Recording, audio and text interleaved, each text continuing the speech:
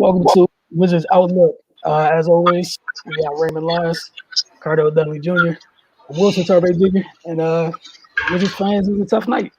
Um, I think they went 1-5 on their homestand. Just hit the road tonight to take on Brooklyn. The Nets held off the Wizards 113 to 106. Five players scored in double figures for Washington. Five players scored in double figures for Brooklyn. But it's really, really simple. All the talk that Brooklyn doesn't play any defense and all that stuff, and a lot of that can be true. But what I can tell you is giving them extra possessions probably puts you in a disadvantage to a degree against a team that can score. The other thing we saw, Washington's bigs had some success tonight on one end of the floor. On the other end of the floor, folks had fun in the paint. Kyrie and James, they were literally doing the same thing Russ was doing, get into the paint, draw one, dump off, drop off, and it was that, man. But Washington had its chances and didn't make the most of them. The turnovers, and specifically the two who had the most turnovers that's not ideal. But we're gonna let Cardell and Ray get into this, and I'm gonna fall back and mind my business. But again, watching Wizards Outlook, and Brooklyn held off Washington 113-106. Just real quick about Jordan Pearson for Scott Brooks post game. He felt like turnovers were a result of poor spacing. He said, especially in the first half, he said in the second half they did better, but it dug him a hole. Just not spacing the ball and everybody being crowded. On the last play, I know people kind of crying about that.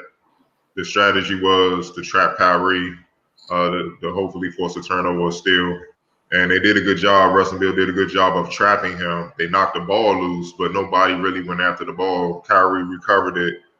And Scott Brooks said as soon as Kyrie recovered it, one of those guys should have just fouled him, to save time. But instead, Kyrie got the ball, dribbled out, and ran the clock out. And obviously, that goes back to early in the season when they asked Scott Brooks on the last possession play, why didn't the Wizards call a timeout? And he said he didn't really trust his team to do that, to execute that. Here we go again. There's more proof of that, or why. Also, Brooks said the bench gave them nothing outside of Lopez. He said, guys weren't mentally ready to play tonight. He said especially the bench. They weren't ready mentally and locked into play. And he said that's the easiest thing to do in basketball. There's no excuse for not being that, especially being a reserve player. So it put more pressure on the starters to have to, handle business. And they were close. It was a winnable game, but obviously they didn't get it done. Russell Westbrook, technically he had an amazing game, but we keep on this show. When you turn the ball over eight times, and more than likely they scored on every time off that, you give them 16 points back. You played an okay game as a point guard. You just can't have that many turnovers, man. It kills momentum.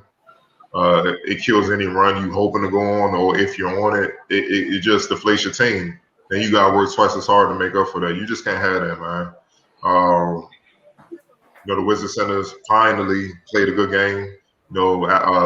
Robin Lopez and Alex Len combined for 32 points, 14 rebounds, and 3 blocks on 14 and 21 shooting. If you would have said they were coming into this game that they was going to give the Wizards that production, I'm like, the Wizards win.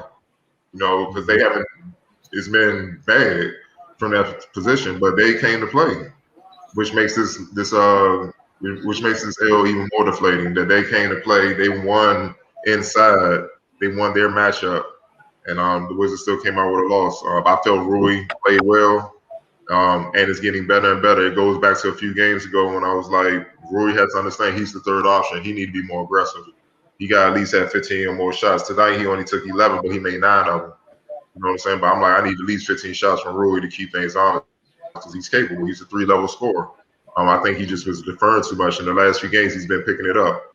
20 points and 10 rebounds. That's right where his talent can be. Like he can literally, I can see him averaging that for the majority of his career if he stay healthy or whatnot. That's a good stat line for him. I felt like the Nets did a good job of keying on Bill, throwing bodies at him, boxing ones, forcing us to beat him. Remember a few games ago, we said Memphis pretty much gave the league a blueprint on how to beat the Wizards. Somebody else beat us, and then we adjust. and no one has really stepped up and done that. So it's going to continue until, like Scott Brooks said, guys make shots, especially from three. Speaking of 3-point shooting, even with Bertans, the Wizards are like 28%. I mean, 28th in the league in shooting 3-point. Uh, it shrinks the floor. You know what I mean? It shrinks the floor, so it makes it harder to score when you don't have to worry about you from the outside. I already talked about the Wizards bench. I also felt like the Wizards backside defense fell asleep way too many times, which you cannot do with elite scorers like James Harden and Kyrie Irving, because they pretty much made them pay every time. They combined for 14 assists, but I know the scoring kind of opened things up. But Joe Harris went for 3 for 7. Honestly, they got lucky because if they would have hit their normal amount of threes, Nets, it would have been a blowout. That's the only thing that saved them tonight because the Wizards were a step or two slow and recognizing guys being open, rotating, staying with their man, being aware. And you just can't do that against an explosive team like the Nets. Obviously, you touched on the turnovers. 27 points off 19 Wizards turnovers. That's the game right there, man. I mean, it's nothing. It's nothing we can really say. And Russ was in double agent mode. Eight turnovers. Brad Beal had 6. And to make matters worse, all the other Wizards combined only had 5. So this is one game where you got to look at the stars. They didn't do what they were supposed to do. You can't have that many turnovers, man. You just giving the team you just basically handing them a W. No matter what the others do, no matter what you score, it's just too hard in the NBA to overcome all that. Blake Griffin showed he still has some juice left. We all knew he was kind of holding back a little bit. He had to dunk. We ain't seen him dunk in 2 years, but he was saving those legs. Now he got some more up in the stuff. So as he get back in rhythm and in shape, you're gonna see some signs of the old Blake Griffin, which is good for the Nets. I guess you know what I mean. But last but not least, Nicholas Claxton, man, they got somebody with him, man. They got a young. Another DeAndre Jordan, a young version of DeAndre Jordan. That's what they got. So 16 points and 3 blocks off the bench. He pretty much outplayed the entire Wizards bench by himself. So he's perfect. He's a perfect complement to what they got going on because when in doubt, KD, James Harden, Kyrie, dump it off to him and he's dunking everything. So that's the game, man. That's what I had for this game, man. I'm looking more at the stars in this game. Because you just can't do that, especially on the road. You understand what the deal is. The bench didn't play well. You got to take care of the ball, man. It's no getting around that. 27 points off turnovers, bro. Like you just gave them a W. Right. I mean, it's really not too much to add, man. But just to piggyback off Cardell, you got to look at Brad and Russ for a game like this. Especially when you mention that the front line finally came to play. That's supposed to be in addition to what Brad and Russ give you. They're supposed to be the consistent ones that kind of guide the ship every night, and everybody else got to catch up to them. The front line did their job, and and Brad and Russ didn't. It's that simple. The turnovers, the decision making. Wilson, you was talking about before we got on that pull up 3 Russ took. Down the stretch, that's a bad shot. You can't do that, man. You're in a position to make it a game, again against the top team in the league, and you just kind of throw it away with empty possessions, man. That's just kind of been their MO throughout the season, to be perfectly honest. But yeah, man, it's just typical Wizard stuff. Yeah, they had a chance. They started off fast. They started turning the ball over. Brooklyn took advantage. Kyrie and Harden woke up, and from then on out, you just put yourself in a bad position. When you're not crossing all your T's and dotting all your I's. Like, you gotta check off as many boxes as you can, and they checked off a box tonight that they don't usually get. So, like you said, Cardell, if you look into the future and look at the box score and see the Wizards front line producing like that, you got to think that that's going to be a win for them. But, other things happened and they didn't take care of business, and we got the result that we got. Yeah, this is just one of those nightly reminders. Yeah, clearly their front court did a good job. How is it that everybody in the league can keep accidentally finding young athletic bigs that can run the floor, protect the paint, and you still can't? It's ridiculous. It like you're running like it's getting to the place now where, and we've been talking on the college shows, like we're in a place where like there's all different types of bigs entering this league every freaking year over like the last 4. You have to find one. Claxton came off the bench and murdered you from doing. It's not like they ran one play for the young man. Ain't do nothing but set screens, run, over and over. And what happened? They found him. And Carter, I know I love what you mentioned. I know you said Brooks was talking about their spacing was trash tonight. And the other thing that was crazy is the only person who was calm with the spacing being whatever and it didn't bother them was Rui, because he lives in that, oh my God, that mid-range area, which he's like, ooh, elbow jumper. Cool, I'll take one of those. Oh, another elbow jumper. I'll take another one of those. Mm-hmm. That was it. That's his game. Yeah, and he's comfortable. He's like, cool, I'll leave that. But to me, I was sitting here the whole time. I was like, this is so disrespectful. If I'm another player on the Wizards. At times, they were sending 3 at Beal and was like, I don't care about the rest of y'all. Why should they? You know what I'm saying? And it's a bad defensive team making that decision. They already not. Why should they? I told you they in playoff mode. They trying to get these wins, get home court. That's what they on. Garrison Matthews 2 for 5. He's only shooting if he's wide open outside 3. That's when he get the ball. Who else? I mean, just being honest. No, Bonga. All right, moving on. Denny.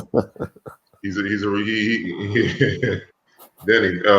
He looked like a rookie. He got a lot to figure out. They Neto. I mean, he had 4 assists and 3 rebounds, but you know what that was? That was just Kyrie abusing him. Like I'm gonna cook this dude. So he put him on his heels and took him out the game. Kyrie's offense was his defense on that. Yep. Everybody else, Gil, Troy Brown, Mo Wagner, Brooks like, nope. I ain't doing that to myself. Like he don't have any options.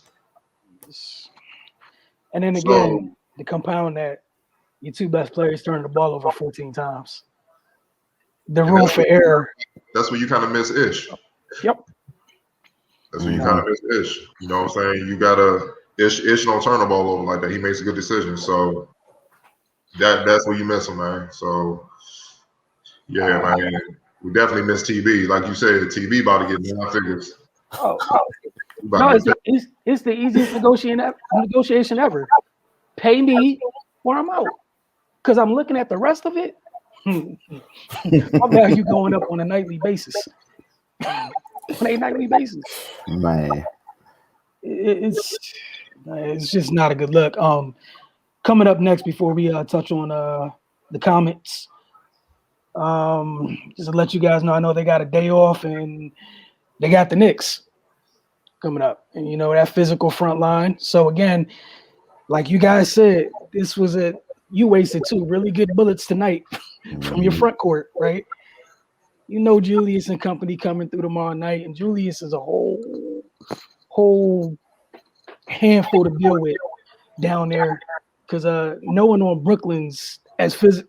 They're not bullying the China shop like Julius Randle is, and it's gonna be tough. And again, it's another team where the one thing about any Tom Thibodeau coach team, they just scrap for the entire game. They don't know any other thing in life. So again, if you're Washington, you come in there in a couple nights, you go into that Garden with anything less than matching that intensity, it's going to be a long night. It just is what it is. But all right, let's go ahead and get to these comments from the fans real quick.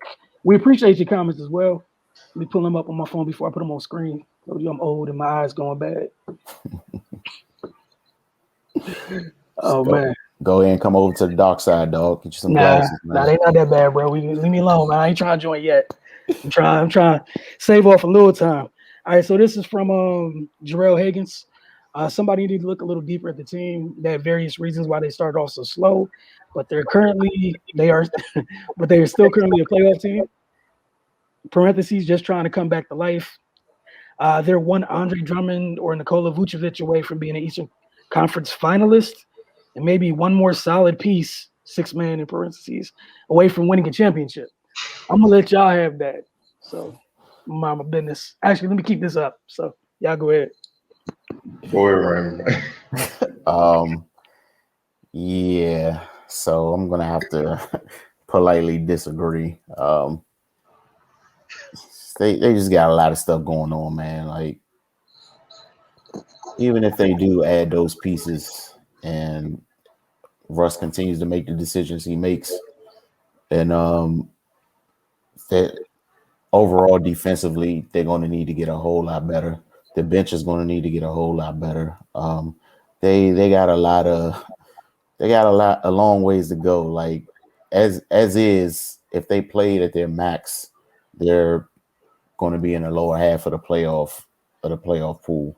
You know, and that's just them. You know, those good games we saw. That's them doing that every single night. Obviously, they're nowhere near that level of consistency.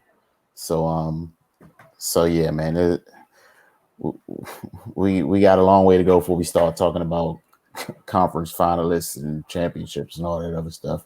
We got to get to a place where, you know, people can even rotate properly on defense every game. So you know, it's nice to be optimistic, but it's better to be realistic. So yeah, man, appreciate the comment, but yeah, they're a far cry from what's being described here. Well, one, bringing them Nikola Vucevic don't make sense because the Magic damn sure not let him go. That's their best player. He's the all-star. So, and if he is to go somewhere, I'm pretty sure they would trade him to a team where they can get some value back. They're not getting that back from the Wizards. I mean, what they gonna do? Trade him straight up for Bill? All right, so we know that's not gonna happen. So no, I don't know where Vucevic came from. I get it. Andre Drummond's on the block or whatever. You know, they try to find a place for him. The reason why it's taking so long, they're trying to get value. Once again, there is no value on the Wizards. Who would want these players? And I'm just being honest. I'm not disrespecting. Just being honest, being real. They're not gonna. If anything, they would ship him to one of these playoff teams because they know his pieces over there.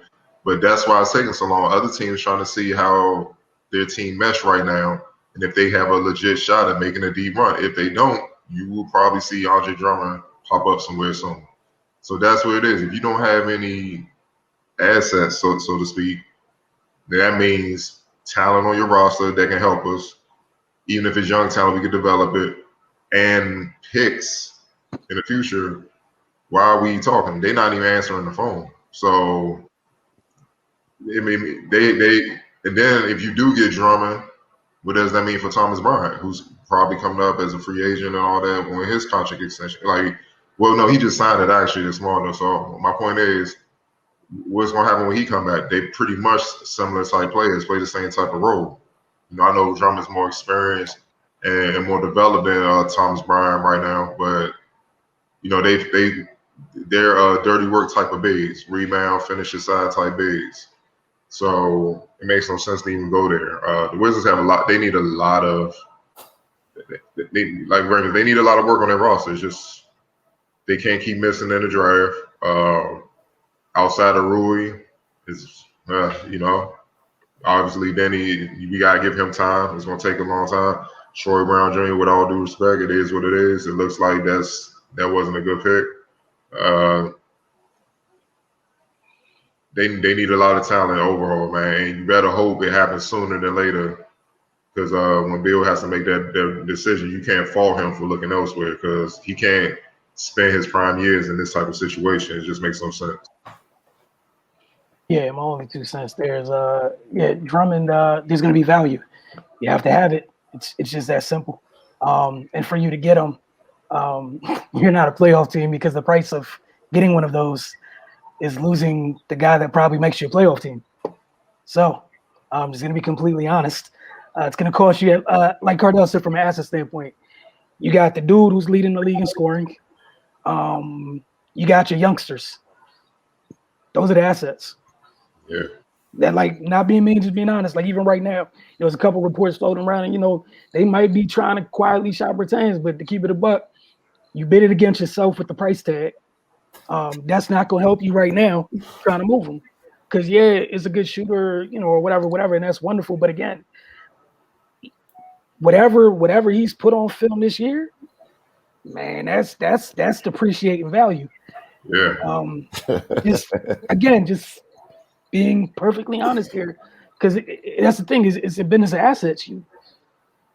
You can't you can't expect to go get something good without giving up anything, unless unless like the outside of that is that you're already a good team and people buy folks out, and then people will come play for you for less. But that's not your issue. There's nothing, you cannot relate to one of those teams at all, because you're at the opposite end of the spectrum looking at those teams. So yeah, it's tough, man. Like again, like we're gonna keep harping on this. This is why sometime in the last couple of years, and it's a good thing that they did get TB, and TB's developed into what TB's become. You not getting young bigs in the past couple of years, it's biting you in the what right now. It's tough. Like even when you stumbled across TB and it worked, that's great. What was the rule against getting another one? Like is there a rule you can only have one? I'm watching other teams pull 4 of them, 3, 4 off the roster. Just like, all right, you didn't do it tonight. Let me bring another one in there. It just ain't make sense. Just think about it. More athletic bigs is more than just running the floor and blocking shots. When they got a hedge out on guards on the pick and roll, they can actually stay with them long enough for the guards to recover and get back to them. That's what be killing. That's what kills the Wizards. Lopez and them, they're not quick enough, and they're probably to do the best job, but their forwards, and Denny, a lot of their front court, they too slow. So the guards just spray on them. And Bill Russ only, Neto, Ish, whoever's that guard, they don't even have enough time to recover, fight over the screen to get back to him. By that time, the guard is already past the big, laying it up, or getting a shot off, or passing it to the corner, some opposite side, on the same side for a 3. It's like clockwork, man. So that's what I'm looking at. I'm like, fine, if y'all gonna do this analytic pack, y'all better have some athleticism to protect y'all, and length and size, and I mean, there you go. So. Sometimes it's just that simple. The second comment we had is from Al. At the moment, Neto, Matthews, Rui, and Russ are on the same tier to me defensively. Russ steps up specifically on clutch, defending the best player like KD and Giannis. Also, rebound is part of defense. The bad defender that we have would be Denny and Bertans. Denny is just a bit too soft, though he's a rookie, but he needs to step up as he's been given minutes. On the other hand, Bertans is Bertans. Nothing we can do about it. Bill is playing mostly bad, but he's picking it up recently. He's not a liability on defense if he tries to defend, but again, he's scoring a lot, and he's not hard and bad, so I will take it as he's getting crushed and chased by the defense. All right, so I'm going to fire off my 2 little quick cents real quick, then I'm going to retire off this one. All right, so everybody you name, not named Rui, bad defender. We talk about just as far as individual defense goes. Not being mean, being honest. There's a reason you see Brooks routinely night to night. Rui gets rotated on 2, 3 different people. After Rui, like it might be Garrison Matthews. Or Neto. Or Neto and Garrison Matthews. But he's just small. And which he can't do anything about. So even him trying at his best, food. Some of the bigger and better guards in this league. Again, not entirely his fault. Just exactly, it is what it is. And then that plays into the larger thing I think we were talking about this a couple of nights ago, where even if you got a couple good defenders, but they got some things where you don't have the, in the league today, you need those, you need defenders with length. You don't really have any outside of Rui. Other teams got 3, 4 random 6'6", 6'7", 6'8" dudes. Like Cardell was just talking about bigs that can move. We saw Brooklyn tonight for quite a while. Like they would switch and Clax is on one of the guards and they just left him there. It took Washington, and then that allowed some of the Washington bigs to eat when the ball got rotated back around. But that was them eating on a mismatch, not them picking on Claxton. Where if it's the other way around and it's the Wizards and you leave one of their bigs out on somebody, we all know how it ends up. And I'm not saying Clax is the end-all be-all. I'm just using an example from the night where again, the boy didn't get it. Like they couldn't pick on him in one-on-one situations, which is as a young big. That's all you ask him to do, right? Is if we have to switch, hold your own, and even if that that ball gets rotated, whatever. Say in a couple weeks, a couple folks on Brooklyn are healthy again. There's another footer on the backside of that, who's not healthy right now. But again, with Washington, you can't do any of those things. You're just stuck. Literally every night we watch other teams just, that's the matchup I want. No, not that one. Over and over, and nothing can really be done about it. And the thing with Bill, like we just finished talking about it, is I hear you, like maybe obviously Harden could be the line in what really, really bad defense is, and that's cool. But if you're in a conversation or not that far away from him, I don't want to really hear it. And the worst part is we've seen you do better, so it's not like it's like this invisible thing. We're like, well, I wonder if he could. Now we've seen you do better. The other thing, I will never, ever, ever, ever, ever, ever be okay with this whole notion that just because you're doing whatever on offense means you can't do anything on defense. I don't care. Don't want to hear about it. That's horrible. It's lazy. And if you're going to be the guy and talked about as the guy and treated as the guy, move your feet on the other end, man. Especially like on a night-to-night, like him and Russ were off ball while Kyrie and James were picking on other people. What's stopping you from helping once poor Garrison Matthews is on an altar dying? You can slide over. There was no, not once was somebody like, oh, let me get Garrison's back. I could help stop the drive and then recover back to the corner. Nah, I'm gonna stay in my corner. That's for you. And Garrison helping them. When he rotate, he may get beat and he might be on the basket. They'll dump it off to Claxton and he'll go up and try to contest Claxton. And he the only one like leaving it all out there though on defense, man. Mm-hmm. So it's just but it can't just be one or two people, man. It got to be more than that. And that's why they get easy basket. That's how they score. It's really just that simple. Ray, you had anything you want to add? Not really, man. It's just it's a lot of criticism to go around on that end. Like Cardell said, the only one that really, just lays it all out on the line consistently is Garrison Matthews. And Neto too, but like y'all said, a lot of times he's just too small to do anything.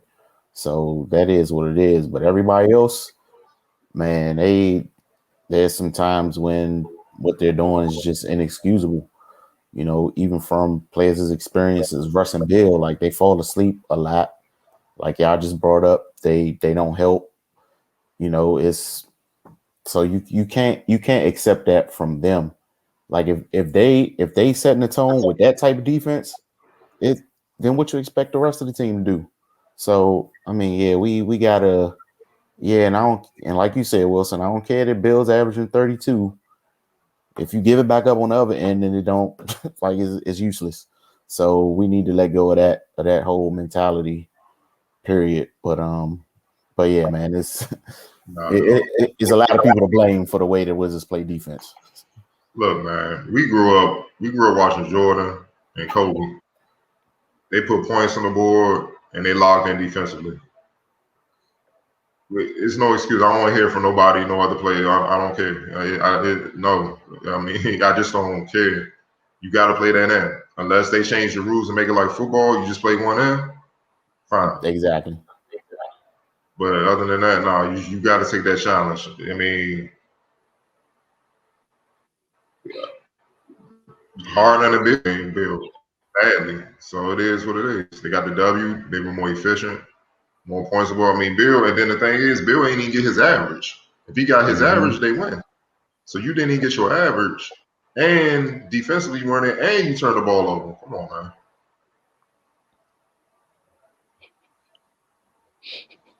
My bad. Before we close out, y'all want to hear this quote from Nick Claxton? Oh, boy.